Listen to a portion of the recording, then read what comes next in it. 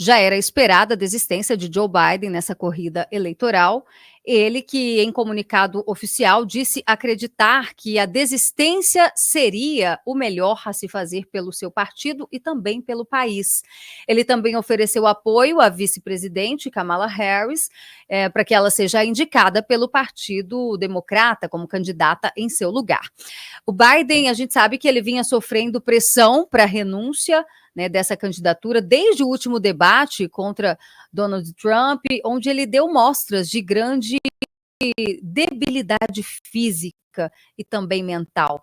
Até apoiadores e membros importantes do Partido Democrata passaram a pedir a desistência do presidente, que garantia que ia disputar as eleições de dezembro. No sábado, a gente lembra que a equipe da campanha garantiu que o presidente retomaria essas viagens assim que ele se recuperasse da Covid-19, que foi assim algo também que foi nós ficamos ali na dúvida, né, se esse seria realmente o motivo para esse afastamento. Mas o fato, a gente já começa aqui com a análise, então, do Coronel Gerson Gomes, porque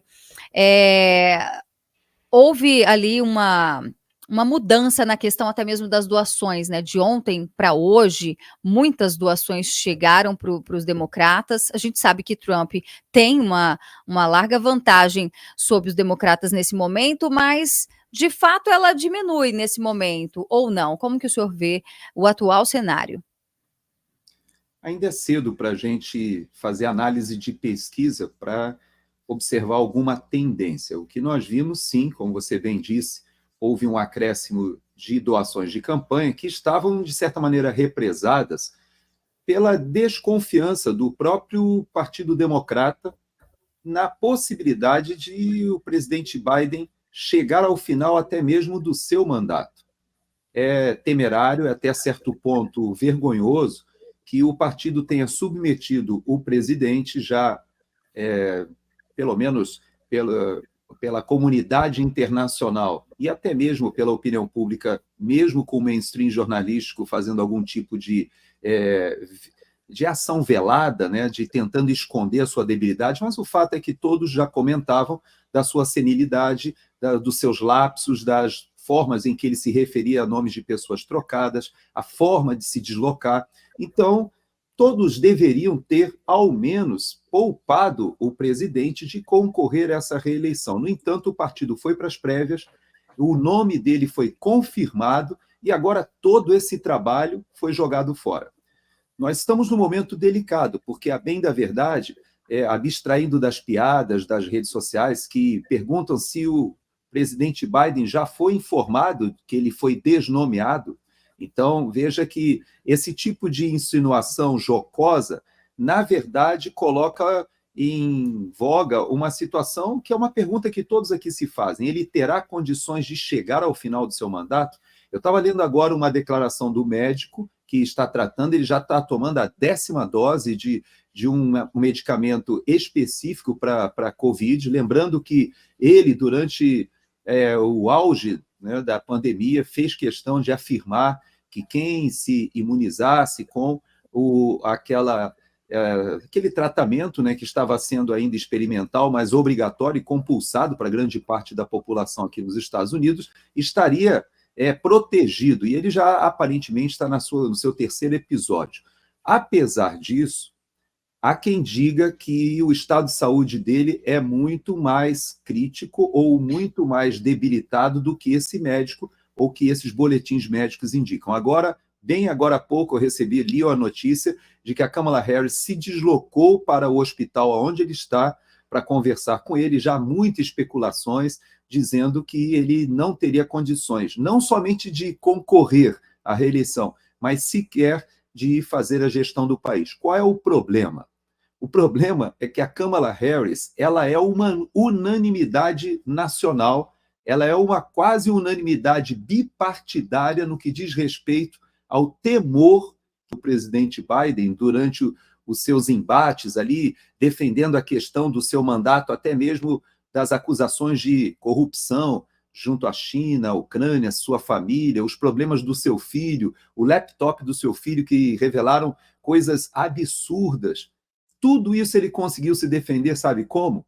Com Kamala Harris. Por quê? Porque o temor, o receio, o pavor da população de retirar o Biden e ter Kamala Harris como presidente serviu de escudo. E nem o Partido Republicano, e muito menos os democratas, concordavam com essa possibilidade. Então, agora, nós temos esse impasse. Ela foi abençoada pelo George Soros. Vimos que 1 minuto depois daquele anúncio que foi publicado no X, com a assinatura do presidente Biden, dizendo que faria essa ação em prol do país, em prol da democracia, na verdade, 1 minuto logo depois, já houve uma foto da Kamala Harris apoiada pelo filho do George Soros, e logo depois o casal Obama também publicou e uma série de líderes democratas começaram a se manifestar. Então, foi uma ação orquestrada, decidida, para chegarem à convenção com essa opção. Mas, durante o programa, eu passo para vocês algumas outras informações que nos dizem que essa posição, embora tenha muito dinheiro da Open Society, de outros metacapitalistas, não é muito consensual e haverá divergência daqui até agosto. Muito bom, Coronel, muito interessante. E eu queria ouvir também a Camila sobre toda essa questão, porque a gente está num momento histórico, né? Isso nunca aconteceu na história dos Estados Unidos, você ter um presidente que foi votado, né, nas primárias por mais de 14 milhões de eleitores do Partido Democrata e, de repente, esse presidente, então, esse candidato, ele sai, né, da corrida eleitoral e agora vão ter que nomear uma outra pessoa. Então, aí a gente está num terreno novo, né, a gente está indo num terreno inexplorado e ver uma pergunta que eu quero ouvir a Camila, mas também depois o Coronel Gerson Gomes. Mas, Camila, fica essa pergunta seguinte: se ele não é capaz de concorrer, né, e ele nem disse o motivo exatamente, né, você lê a carta dele, não está claro por que ele não pode, ele não deixa claro, né, ele só diz que vai sair. Mas se ele não é capaz de concorrer à eleição, como é que ele pode ser capaz de governar o país? Que tá, Max. O Coronel vai falar melhor do que eu sobre esse assunto, sem dúvida nenhuma, ele tem muito mais escopo para isso. A grande pergunta é como é que Biden conseguiu vencer as eleições, né? Lembra do voto de papel, porque era pandemia, e aí foi voto via correio, e foi comprovado que houve fraudes em algumas localidades. A grande dúvida é como um homem desse, que claramente ali está com sinal de Alzheimer, conseguiu governar um país. Será que foi ele que governou? Saiu uma matéria ontem na Folha de São Paulo no Estadão, foi de madrugada, que a Kamala Harris ela é mais progressista na economia do que Joe Biden. Faz ideia do que espera os Estados Unidos se essa mulher ganhar? Vai transformar os Estados Unidos no que o Lula está transformando no Brasil. O The Economist, que é esquerdinha master, hoje criticou tanto o Lula como comemorou a saída de Joe Biden e uma possível entrada da Kamala Harris. Creio que os Estados Unidos está num terreno muito, muito complicado, muito duvidoso. Se ela ganhar, a gente também não pode esquecer do Black Lives Matter, né? Que vez ou outra aparece num modo extremamente violento, apareceram durante o governo do Trump, muito provavelmente vão aparecer nessa campanha, e as pessoas podem até se sentir impelidas a votarem na Kamala, se for ela mesma, né?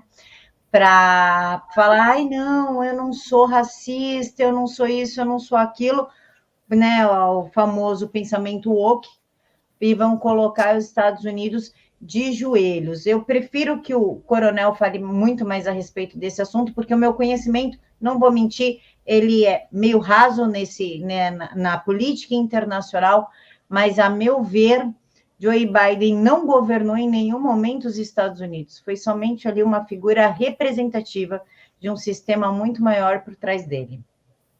Pois é, Camila, e a grande pergunta que fica nesse momento é quem será a figura que vai representar eles, ou que pelo menos vai tentar tirar essa preferência por Donald Trump que existe nesse momento, né, essa vantagem.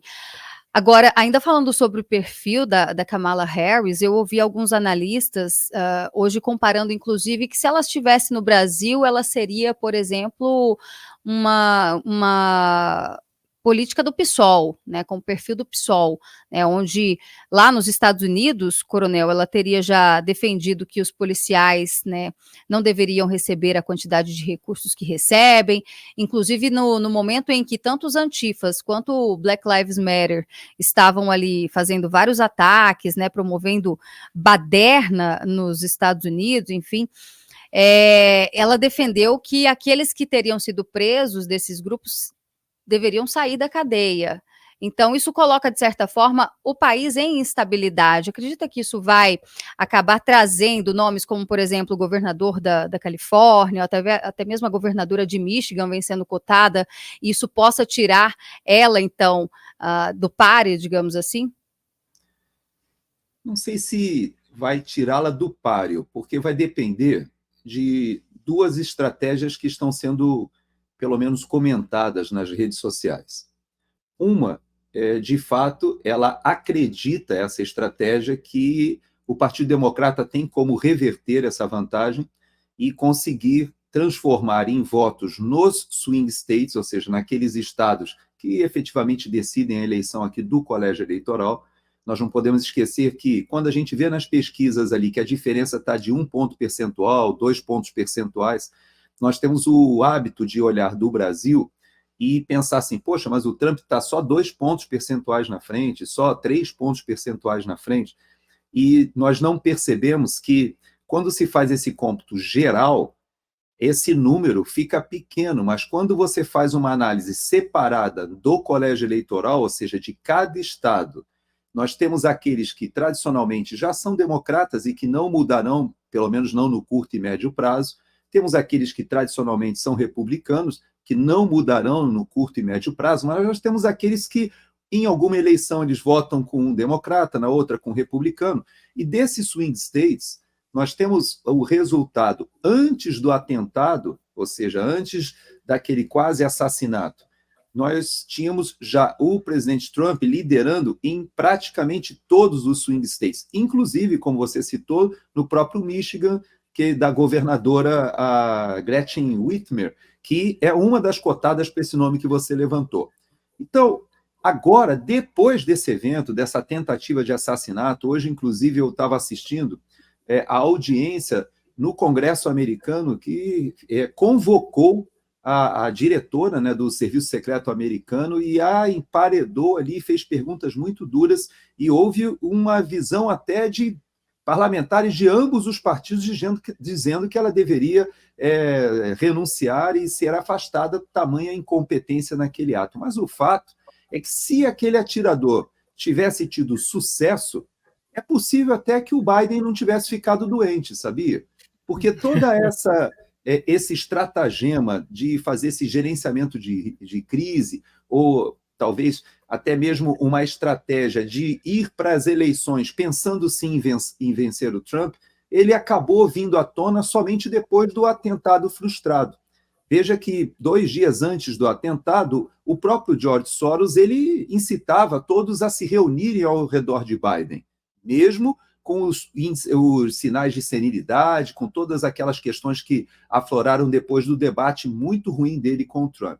Mas, subitamente, depois que Trump sobrevive, aparece na convenção, faz todo aquele movimento de aglutinamento mesmo em volta do seu nome do Partido Republicano, lança o seu vice-presidente, os números nos swing states, eles dispararam. Quando a gente fala disparar aqui nos Estados Unidos, é 4, 5 pontos, né? Mas é o suficiente para que no colégio eleitoral ele tenha uma vitória tranquila até. Então, existem 2 possibilidades. Bom, eles vão levantar algum nome, fala-se até em Michelle Obama, veja, ou até conseguir um vice-presidente que tenha muito peso para Kamala Harris, porque o Deep State, ou seja, o grupo mais da esquerda radical, do PSOL, como você falou, eles não abrem mão da Kamala Harris ou alguém que seja tão de esquerda quanto ela. Nós temos realmente o Gavin Newsom, o governador da Califórnia, mas ele já falou que não quer ser o vice da Kamala Harris. Por outro lado, parece que a governadora de Michigan aceitaria. E temos também, eu já vi aqui na relação, o Andy Beshear, que é governador do Kentucky, também se apresentou como possibilidade de ser vice-presidente. O governador o Roy Cooper, da Carolina do Norte, o senador Mark Kelly, do Arizona, o Pete Buttigieg, né, que é o secretário de transporte, que é um cara bem controvertido, o governador de Maryland, o governador de Illinois, o governador da Pensilvânia, que é o Josh Shapiro, também muito conhecido, e o Tim Walz, que é o governador de Minnesota, e a governadora Gretchen Whitmer, que é bem conhecida lá do Michigan. Eu não sei se esses nomes poderiam ser nomes de vice-presidente que pudessem atrair a parte central do Partido Democrata, o pessoal mais moderado. Me parece que não. Então, se não conseguirem, aí a estratégia seria conseguir a maior quantidade possível de cadeiras, talvez até conseguindo que o Senado não fique nas mãos do Partido Republicano, ou fique ali no meio a meio, de modo a partir para um desgaste de um segundo governo Trump, e aí sim, disputarem lá daqui a 4 anos com o vice-presidente, que é alguém jovem, uma liderança de 39 anos, e que deve chegar bem posicionado ali para a sua primeira eleição, e deve ter outros nomes, o próprio governador da Flórida e outros nomes bons do Partido Republicano. Pode ser que essa seja a estratégia, fazer uma contenção ali de danos e tentar encarar uma eleição mais à frente, já que o presidente Trump, para a tristeza de muitos desses desafetos e adversários políticos, ele de fato foi salvo ali por uma intervenção sobrenatural que nós cristãos entendemos que foi algo de fato divino. Com certeza, né? A providência divina, ele literalmente desviou da bala, né? Sem saber que ele estava desviando da bala. Realmente é impressionante. Não adianta tentarem te impedir de assistir os meus vídeos. Nós sempre vamos dar um jeitinho para que você fique por dentro de tudo que tá rolando. E agora você pode ter esse acesso a todos os meus conteúdos com o aplicativo da nossa família. Com o app do Te Atualizei, você vai ter acesso no seu celular a todos os conteúdos que eu faço para te atualizar com o rumo óbvio das coisas. Vai ser só um clique para você assistir a tudo isso aqui. Os meus vídeos exclusivos que eu faço no sofá, as edições especiais do News, o meu jornal semanal, documentários sobre temas de política, podcasts, entrevistas e muito mais. Por enquanto, o app está disponível apenas para quem tem Android, mas daqui a pouco vai sair a versão para iPhone. Libere seu acesso a todos os meus conteúdos que estão disponíveis somente na minha plataforma.